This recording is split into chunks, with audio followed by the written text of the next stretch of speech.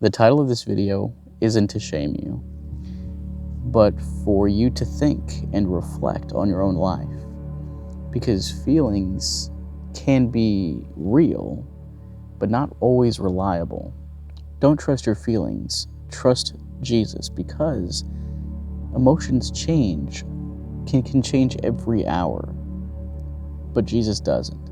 Feelings can lie to you, and I'm sure you can probably think of something right now in your life, whether it's something that happened or is happening, where you trust your instincts and it just didn't work out. The Bible talks about obedience, and sometimes that means to go do something and your emotions are like, what? No. God may say, leave your old friend because, well, he's a bad influence. And you're like, no, I don't want to leave my friend. You're letting your emotions come up front rather than you're letting your spirit do the talking. With obedience, it leads to clarity, and emotions leading with them causes confusion. Some days you may trust God and sometimes you don't, depending on if he answers the prayers that you're giving him. If he answers a prayer, yippee. If he doesn't, your emotions get in the way and start wondering, should I trust him? Is he there for me? Follow the one that blesses, not the blessings themselves. Remember when you were little and your parents would give you what you wanted.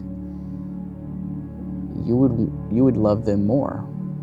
But notice how when they didn't give you what you wanted, when you were having your little tantrum and you love them a little less, you're like, well, maybe they don't love me.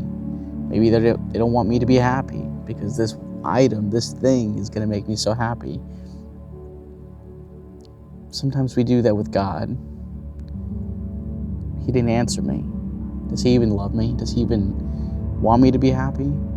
I tell people to believe in their prayers with faith, but don't let your emotions run them. Too many Christians are actually leading with emotions, letting that be their stronghold and why they're praying. I think too many people pray in emotions, which it's not a bad thing, but I think it becomes a little bit of a, I don't have the right word for it, when that's all your prayers are ever sounding like.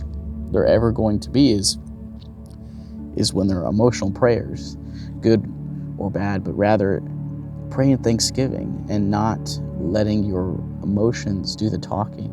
But no matter what's going on in your life, that your prayers are pretty in a good, but that your prayers are actually the same throughout, no matter what's going on. I pray to Jesus, not at Jesus. Write that down. That's important there. And in general, emotions aren't a bad thing. He gave us them, but he didn't design them to be the shepherd of your soul.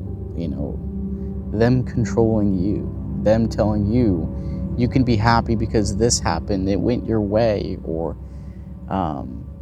you can be peaceful because you got this, or whatever you're thinking, whatever you got going on in your life, right? But let the Holy Spirit guide your heart to follow truth itself. Following the Lord involves emotions. But if your happiness is present because, well, you should be as a Christian, or you give a persona of peace and love, but then when you go home, you take off the mask. It's a breath of fresh air to go home because now you're not having to give that persona out all the time. It just feels tiring. It's draining you. That's what happens. You do these Christian religious things and you just feel drained. You just feel so worn out.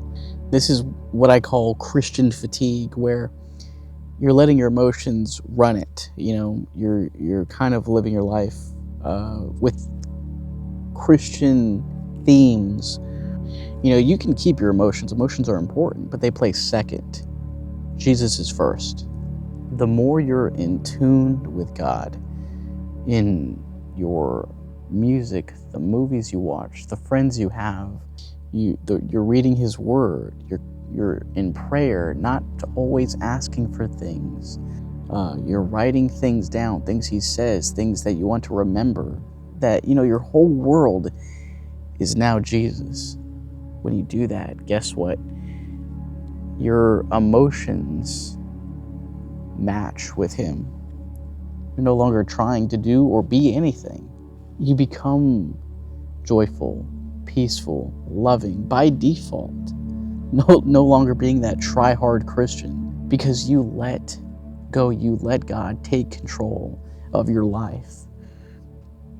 And it's not that you're becoming this robot, which is what some Christians believe, right? They're afraid to give 100% to Him because they feel like He's going to get rid of everything they love, they enjoy. They're scared. They're running off that emotion. They're angry at Him that they know He's going to take this friend they've had since they were little. Whatever it is, it's going to stop you from having clarity, from having that true peace, that joy that you've been wanting for a long time. And nobody's stopping you from having it. But rather, He's encouraging you. But it's just your emotions are being put up front. And they need to step back a bit, or a lot, and let Him take up that space. If this video was helpful, give it a like. It lets me know that it did something in your heart. And subscribe if you want to watch any more videos like this. Just know that you got this. All right? You got this. I'm proud of you, and I know you can do it. He believes you can do it. Nothing's in your way. Not even Satan's in your way. He may try to get in front of you. Just push him aside. He's got no control. Not unless you give him control. Thank you guys so much for being here, and I'll see you guys in the next video. Messenger out.